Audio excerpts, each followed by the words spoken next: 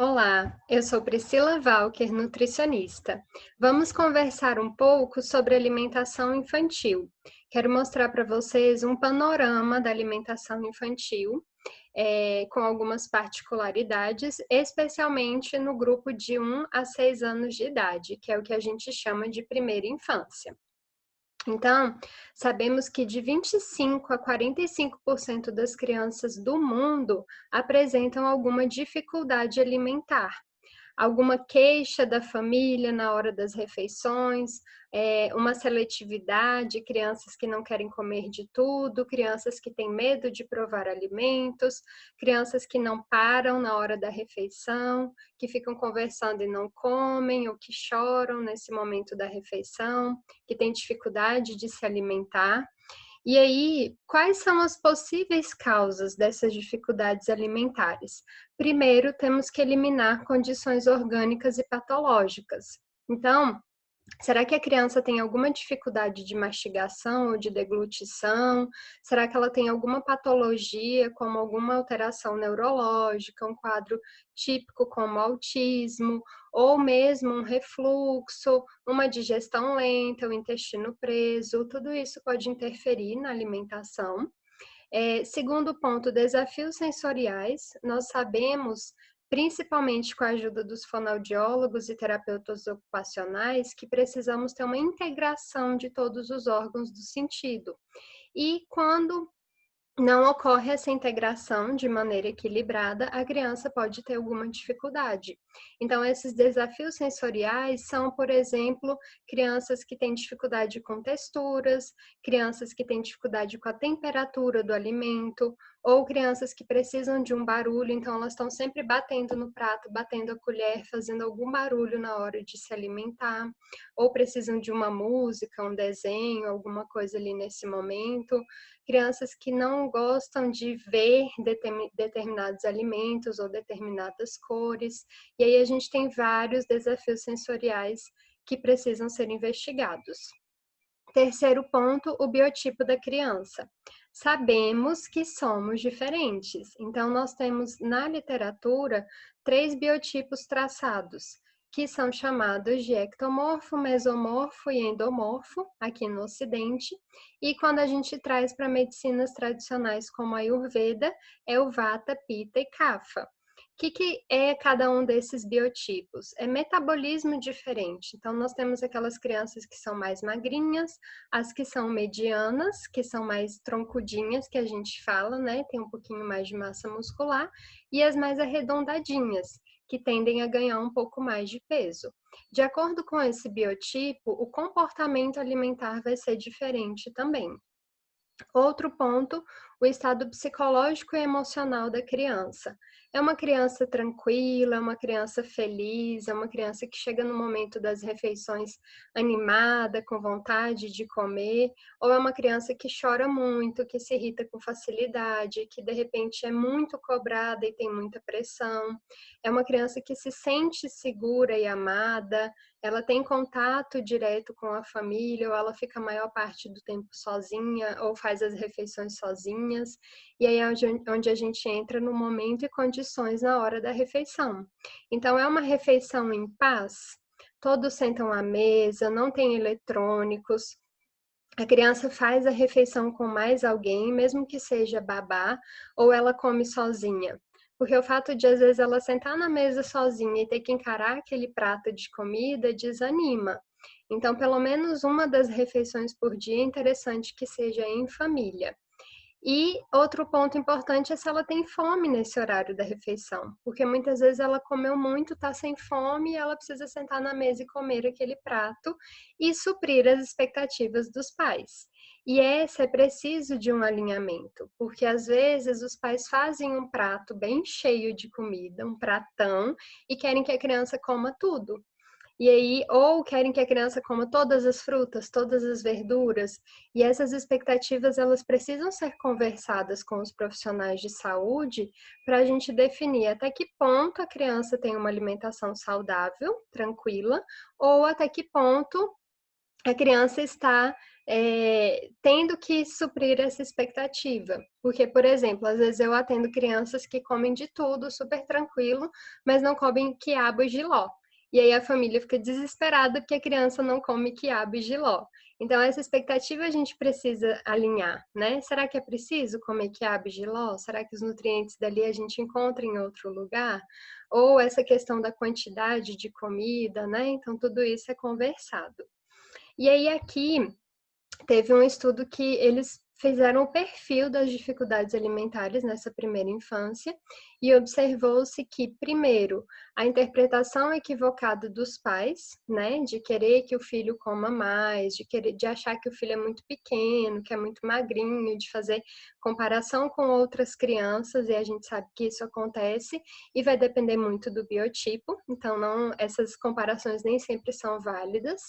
A ingestão altamente seletiva seria uma outra dificuldade alimentar, muito presente, né? Crianças que comem só um determinado número de alimentos ou alimentos da mesma cor, do mesmo formato, da mesma textura, se mudar a marca, estranha.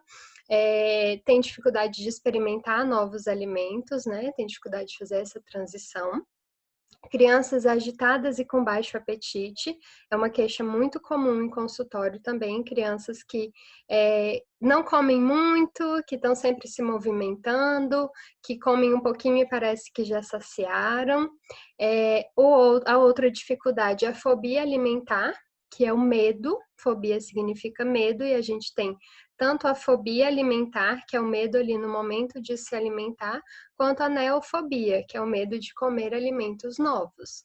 Então, são crianças que são muito resistentes, que geralmente elas têm algum trauma, né? Elas foram forçadas a comer, ou elas tiveram que passar por algumas situações que mexeram muito na boca, então crianças que precisam, por exemplo, ser entubadas, ou crianças que entram em mamadeira muito cedo, ou que tem alguma doença de sistema digestivo e acaba fazendo muito vômito ou refluxo.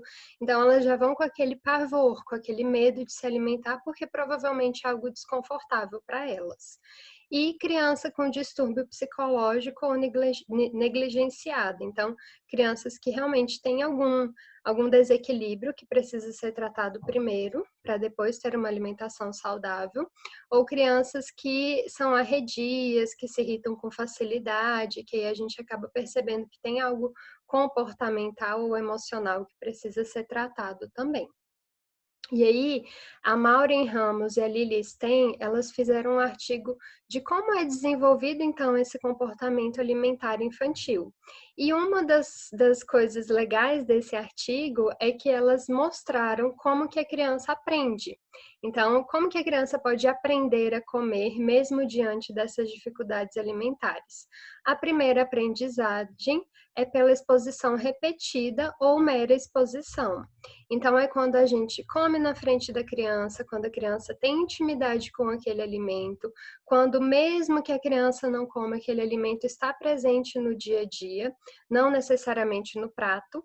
Então, é um alimento que ela ajuda a comprar, ou um alimento que ela vê em cima da mesa, e aí chega num ponto que você pode colocar no pratinho da criança e falar: olha, tem abóbora no seu prato, mas você não precisa comer.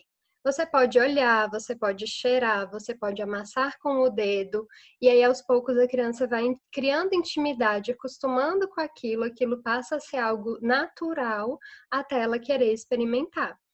Segunda aprendizagem é a sabor-sabor. A gente percebe que as crianças elas têm sim um paladar mais voltado para o doce, até por questões de desenvolvimento, de leite materno, do sabor que sentiam no útero. E aí a criança ela tem uma facilidade em consumir alimentos que tenham um sabor mais adocicado. Então a gente pode fazer essa transição. Uma criança que não come verdura não precisa começar a comer verdura no almoço. Ela pode começar a comer no bolo, no suco, né, em algum assado, alguma coisa que a gente puxa um pouquinho mais o sabor doce. E aos poucos vai fazendo essa transição. E a aprendizagem nutriente-sabor. A gente percebe também que as crianças possuem uma preferência por carboidrato, e isso é fisiologicamente explicado, porque o carboidrato é uma fonte de alta energia, então acaba saciando mais, né? E ela não precisa perder muito tempo comendo, e é uma questão de sobrevivência, porque a criança precisa de uma ingestão energética mais elevada para que ela cresça, para que ela se desenvolva, para que caso como animal, se ela ficasse perdida em algum lugar, ela teria reserva, né? Então, é interessante a gente associar os alimentos também a carboidratos ou a gorduras, a preparações mais palatáveis, né? Então, você colocar uma abobrinha refogada para a criança comer, provavelmente, se ela tem uma dificuldade alimentar, não vai ser sucesso. Mas se a gente colocar uma torta salgada que tem abobrinha lá dentro, se a gente fizer um molho que tem abobrinha lá dentro, talvez ela aceite com mais facilidade por essa facilidade de consumir alimentos mais calóricos. E aí, as atitudes e estratégias dos pais no contexto alimentar fazem com que a criança melhore essas dificuldades alimentares. Então, a refeição familiar é onde a criança tem a oportunidade de comer com pessoas que vão ser modelo para ela, né? Com os pais, com os cuidadores, com primos, com amigos, com outras crianças, irmãos. E aí, quando a gente dá atenção à criança, ou elogiando ou encorajando, elas acabam comendo mais, né? Agora, quando o alimento saudável é oferecido num contexto negativo, né? Você tem que comer tudo, só pode sair da mesa se comer, todo mundo está comendo, você não, olha que feio. Ou um alimento com baixa palatabilidade, como a gente estava falando, é provável que a criança não coma. Então, e aí outra coisa que acontece é que a gente costuma oferecer os alimentos saudáveis não com um bom tom, não com alegria, né? Então a gente fala, se comer toda a verdura vai ganhar a sobremesa. Você precisa comer toda a verdura. Olha, tem que comer fruta, senão não vai ganhar um doce. E aí os alimentos que são mais calóricos, que tem mais gordura, mais açúcar, eles geralmente vêm num contexto positivo, né? Então, vamos para uma festa, vamos comer isso, vamos comer fora de casa, vamos pedir comida. É sempre um momento de alegria. Então, a gente precisa trazer essas interações positivas com os alimentos saudáveis. Eu sempre cito o exemplo do parabéns para cortar melancia, porque a gente canta parabéns para abrir um bolo, para brigadeiro, e por que não cantar parabéns com a melancia? Então, vai abrir uma melancia, chama as crianças, vamos cantar parabéns, vamos abrir, olha que vermelha dentro, olha que linda. E no final do almoço, por que a gente não promete uma laranja? Se você comer tudo, você vai ganhar uma laranja. E aí, quando eu falo isso, os adultos começam a dar risada, porque para eles não faz sentido ganhar uma laranja. Tipo, ganhar uma laranja, talvez ganhar uma laranja não é tão legal. Mas aí é onde está a interação positiva. A gente pode criar isso, né? A gente pode fazer festa quando chega e fala: caramba, eu comprei pinha. A criança vai olhar e falar: uai, o que será que é pinha? Deve ser uma coisa muito legal. E isso com vários alimentos. Então, a gente motivar, a gente trazer um contexto positivo e de alegria para esses alimentos saudáveis. E outro ponto é que o controle na hora da refeição acaba atrapalhando a criança. Então, quando a gente tem aquele controle de que você só vai sair da mesa quando comer tudo, come mais, só uma colher, come isso, come aquilo, e fica falando no ouvido da criança, ela vai ter um comportamento diferente, assim como em crianças que estão acima do peso, se a gente ficar falando, come mais verdura, não come tudo, você serviu muito, não vai repetir, a criança vai comer mais.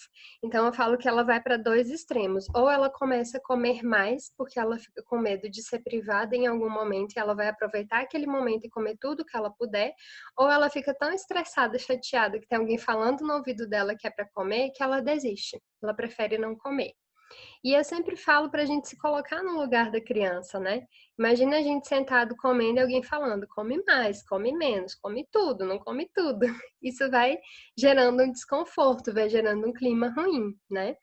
E aí, Essa pesquisa também percebeu que a maior preocupação dos pais está na quantidade de alimentos e não em desenvolver hábitos e atitudes direcionados a padrões de alimentação mais adequados no ponto de vista qualitativo. Ou seja, a gente percebe que a preocupação dos pais é o quanto comeu, quantas colheres comeu, ou se serviu muito prato, ou se comeu pouco, e não de fato com aquela qualidade, né? Se comeu alimentos variados, se tem uma alimentação tranquila, se experimenta as coisas, se tem vontade de comer fruta e verdura, porque nós temos que pensar a longo prazo e não no hoje, né? A criança ela se autorregula em relação à ingestão alimentar. Então, se ela não comeu tudo que ela precisava nessa refeição, na outra ela vai compensar, ela não vai ficar com fome. Agora, e a longo prazo? Estamos tendo comportamentos que ensinam a criança a se alimentar bem, a ter uma alimentação diversificada, a ter um comer normal, ou ela passa a ter medo dos alimentos, ou quer comer a mais, ou quer comer a menos, né? Então, vale a pena a reflexão. E aí a gente entra num quadro que se chama divisão de responsabilidades. O que é papel dos pais e o que é papel das crianças, né? A gente tem essa necessidade de controle do quanto comer, mas na verdade o papel dos pais não é esse. O papel dos pais e cuidadores é ter uma rotina alimentar, oferecer alimentos de qualidade e a criança que vai definir o quanto comer.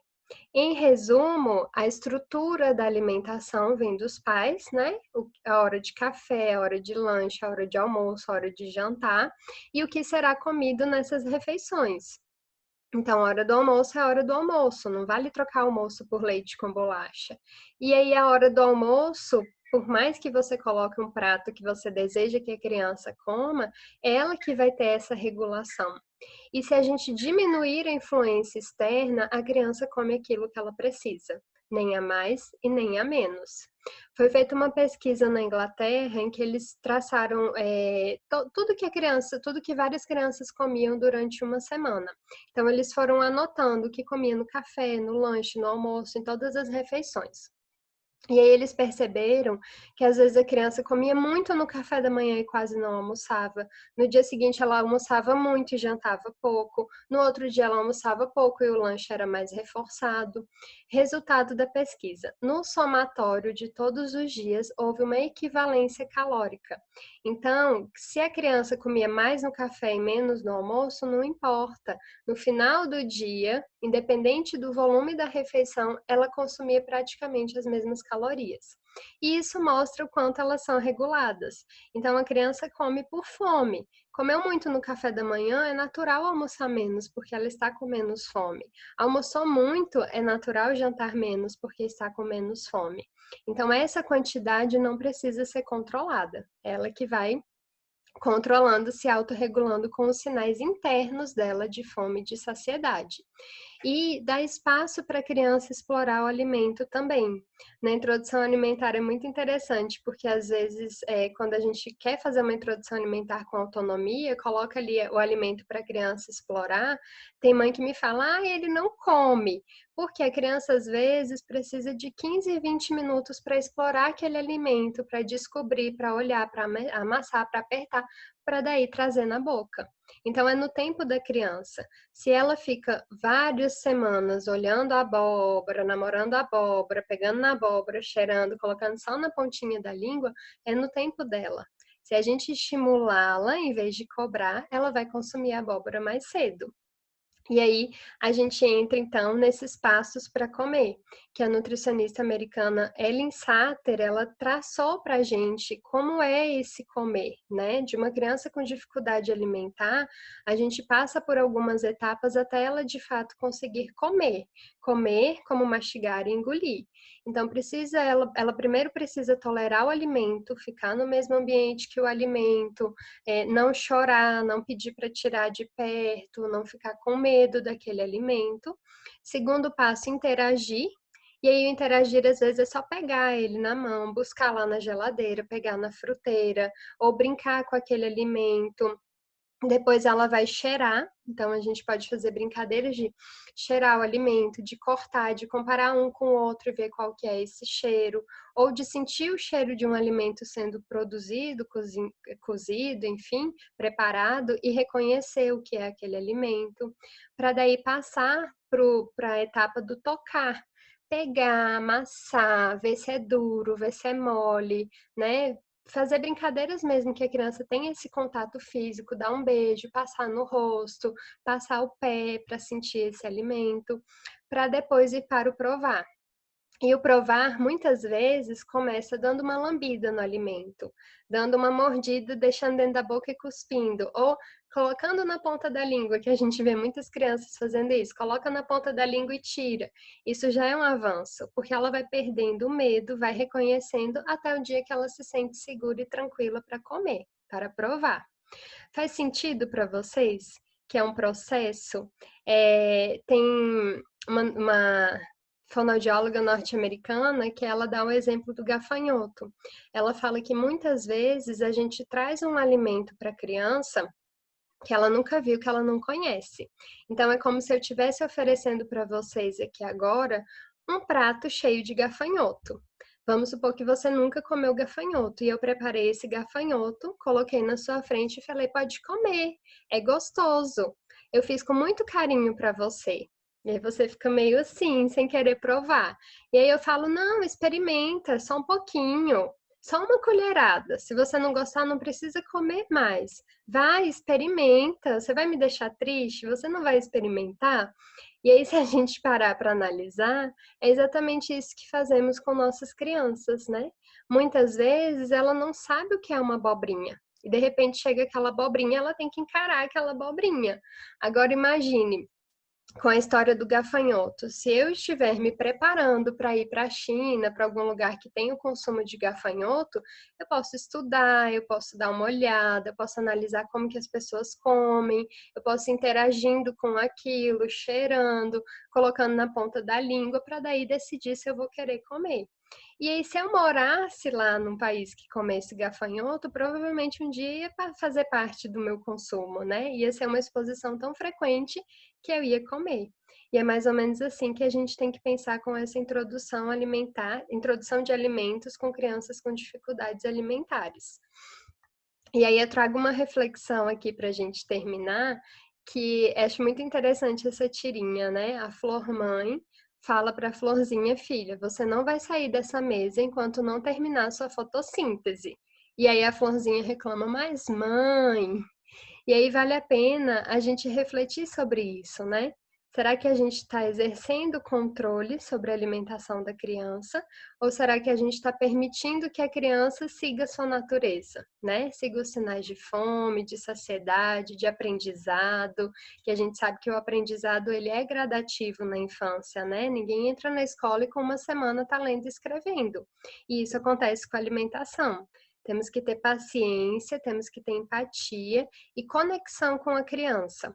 Tentar entender o que a criança está sentindo, tentar conversar, explicar, jogar do lado dela e não forçar a barra, né?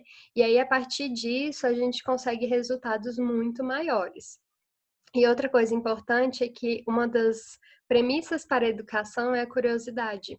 Então, quando a criança é curiosa ou até o adulto, a gente tem muito mais vontade de saber sobre aquilo, a gente tem interesse, a gente busca. Então, vamos despertar a curiosidade da criança e não colocar a verdura e a fruta lá e falar tem que comer tudo. Então, se a gente incluir brincadeiras, entrar nesse mundo lúdico, a criança vai consumir com muito mais facilidade, ou ela vai ter uma predisposição maior, né? Bom, sou Priscila Walker, nutricionista. Fico por aqui com essas reflexões sobre alimentação infantil e espero ter ajudado.